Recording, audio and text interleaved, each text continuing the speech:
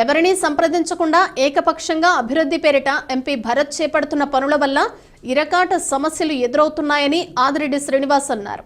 Annapurnammapeta flyover అంటూ హడావిడి చేశారని, మహిళలు అడ్డు చెప్పడంతో వెనక్కి తగ్గారని అన్నారు. మార్గాని భరత్ నగరపాలక సంస్థ అధికారులు ఏకపక్షంగా మెయిన్ రోడ్లో సెంట్రల్ లైటింగ్ ఏర్పాటు చేయడంతో ఇటు వ్యాపారులు కానీ అటు వినియోగదారులు కానీ అవస్థలు పడుతున్నారని పేర్కొన్నారు. స్థానిక ఆర్ట్స్ కళాశాల ఆవరణలో ఉన్న బాస్కెట్బాల్ కోర్టు వద్ద గురువారం జరిగిన మీడియా సమావేశంలో ఆదిరెడ్డి మాట్లాడుతూ చాంబర్ వారిని కానీ వ్యాపారులను కానీ కనీసం సంప్రదించలేదని గుర్తు చేశారు. ఈ విషయాన్ని గుర్తించి ఇటీవల మెయిన్ రోడ్లో భవిష్యత్తుకు గ్యారంటీ కార్యక్రమం నిర్వహించి తాము అధికారంలోకి వస్తే మాది షూరిటీ, సెంట్రల్ లైటింగ్ పీకేయటం గ్యారంటీ అనే నినాదంతో ఆ సెంట్రల్ లైటింగ్ తీసేస్తామని టీడీపీ జనసేన కూటమి హామీ ఇవ్వడంతో ఛాంబర్ స్పందించి సమావేశమైందని పేర్కొంటూ ఎవరినీ సంప్రదించకుండా ఇలాంటి పనులు ఎవరి ప్రాపకం కోసం చేస్తారో అధికార పార్టీ చెప్పాలని డిమాండ్ చేశారు. ఆడదాం ఆంధ్ర అంటూ జగన్ ఇప్పుడు హడావిడి చేస్తున్నారని విమర్శించారు. Janasena party city incharge Arthi Satyanarayana మాట్లాడుతూ తల్లిని చెల్లిని పంపించేసి ఇప్పుడు తమ కుటుంబాన్ని విడదీస్తున్నారని సీఎం జగన్ అనటం విడ్డూరంగా ఉందన్నారు.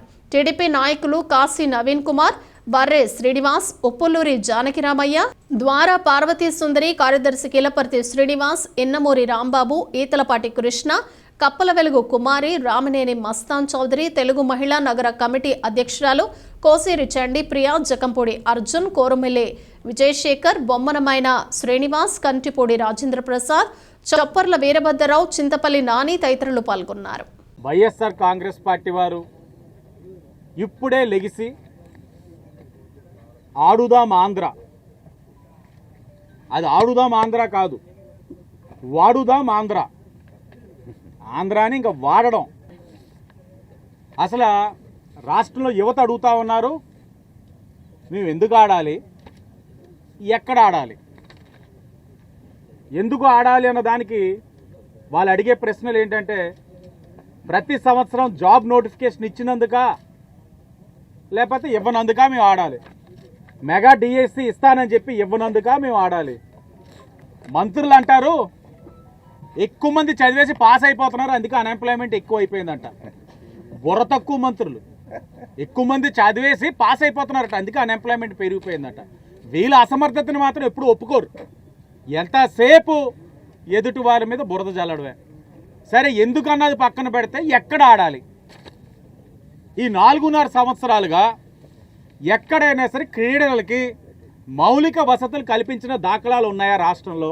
ఇది గత తెలుగుదేశం అధికారంలో ఉన్నప్పుడు శాప్ డిపార్ట్మెంట్ ద్వారా, అప్పుడు శాప్ డైరెక్టర్ కింద రాజమండ్రిలోనే ఎర్ర వేణుగోపాల్ గారని ఉన్నారు, వారి యొక్క సమక్షంలోని రన్నింగ్ ట్రాక్ తెలుగుదేశం హయాంలో ఏర్పరిచాం.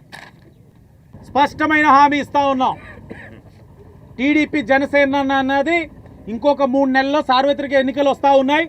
ఆ ఎన్నికలు అయిన తర్వాత అధికారంలోకి వస్తాం.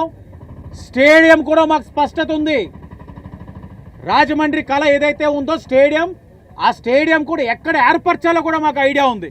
అది ఇప్పుడు చెప్పిన మరుక్షణం రేపే కొలతలు వెళ్ళిపోతాయి. చుట్టూ కొలతలు వేసేస్తారు, కొలతలు వేసేసి శంకుస్థాపన వేసి అంటే గ్రాఫిక్స్ లో బొమ్మ పడిపోద్ది స్టేడియం దాని మీద. కాబట్టి పోస్టర్ ఊరు నిండా ఫ్లెక్స్ పడిపోతాయి. శాంక్షన్ అయిన స్టేడియం రండి, సన్మానం చేయండి, వేయండి. అది షూరిటీ. నెగ్గిన తర్వాత సెంట్రల్ లైటింగ్ తీసేది గ్యారంటీ, తీసేయడం. ప్రతి షాపు దగ్గరికి వెళ్ళి చెప్పాం, వాళ్ళందరూ ఆనందించారు. ఎంత ఉలిక్కిపాటు అంటే వెంటనే ఛాంబర్ వాళ్ళు సెంట్రల్ లైటింగ్ మీద మీ అభిప్రాయాలు తెలియచేయండి, మీకు ఏదైనా ఇబ్బందులు ఉంటే కూర్చొని చర్చించుకుందాం. అన్నపూర్ణంపేట, కొత్తపేట తీరాలందరినీ మీరు చెప్పండి అంటే వస్తే అసలు ఎవరు కావాలి ఫ్లైఓవర్ అంటే? మీరు ఏం కావాలితే అదే నాకు కూడా, మీకు వద్దంటే నాకు వద్దు. శ్రీరాముల వారి గుడి ఉంది అక్కడ, రాముడికి సీతకి మధ్యలోంచి లైన్ వేస్తారు.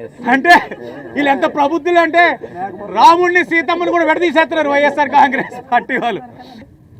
ఎందుకై ఆడాలి ఆంధ్ర? ఆడుతాను ఆంధ్రాని ఎందుకు ఆడాలి? 4.5 సంవత్సరాలు అయింది. మనకు బిల్డప్ బాబాయ్ ఉన్నాడు, ఎప్పుడైనా ఇక్కడికి వచ్చాడా? రాకపోవడం మంచిదైంది. వచ్చి ఉంటే దీని నుంచి ఇంకో ఫ్లైఓవర్ వెళ్ళిపోదును.